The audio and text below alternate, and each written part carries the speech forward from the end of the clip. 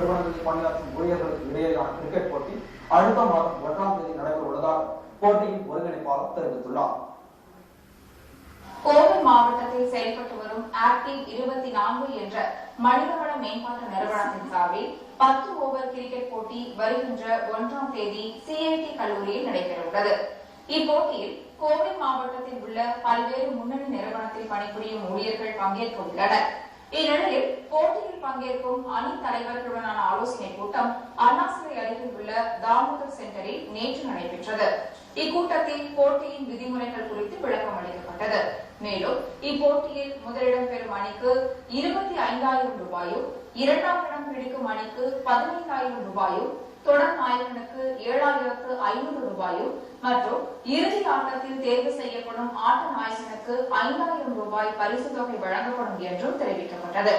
இந்த கூட்டத்தில் ஆக்டிவ் 24 நிறுவனத்தினர் உள்ளிட்ட பலர் கலந்து கொண்டனர்.